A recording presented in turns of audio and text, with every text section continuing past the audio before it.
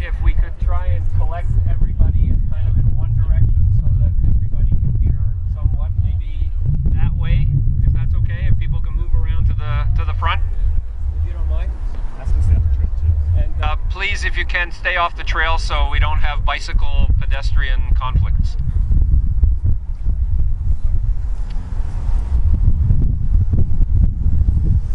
Good afternoon, and thank you again for joining us. My name is Klein. I'm a principal in the firm of Quadrangle Architects, and we're the authors of the concept called the Green Ribbon. We have a few brochures that we're handing out. I expected about 50 people. I certainly didn't expect 150. But if you're interested, www.gardinergreenribbon.com. Please feel free to come across.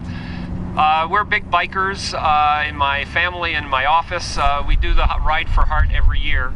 7 years ago, we were riding along the Gardiner on our bikes, and I said, why can't we have Ride for Heart 365 days a year?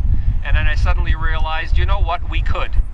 Now, I am a big supporter of Ed Levy. He's an expert, and I agree with him that it would be foolhardy to tear down the Gardiner and put all of that road on surface. In fact, did anybody feel that traffic on the surface might have been a barrier trying to cross this road? Yeah, I think we found that just now. In fact, what the Gardiner does very well is it separates fast-moving traffic from slower-moving traffic on surface.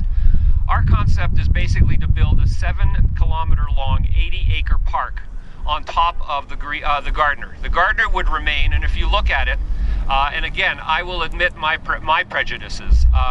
First and foremost, my firm has done building all over the city for 30 years, but the best known projects that we are known for are all what we call adaptive reuse. We reuse old buildings, we reuse old structures and give them new life. It is, simply stated, the greenest thing you can do. Tearing something down and building something new for no reason is a silly, silly, silly use of materials and resources. We have, in fact, if you can blind yourself to the 30 years of neglect, to the 30 years of negative propaganda, and look at this structure just where we're standing, it is in fact quite magnificent. It is, we may not like the use that it's being used for, but it is magnificent.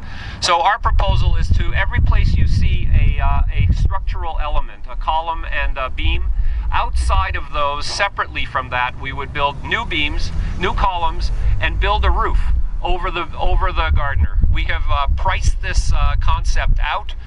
It is in fact, Brandon, the cheapest solution there is. The cost of tearing down the Gardiner and creating a new substandard road surface that would be a huge barrier between the city and the waterfront costs twice as much as our costing of the Green Ribbon. Our feeling is that we need to think about the future in many, many ways.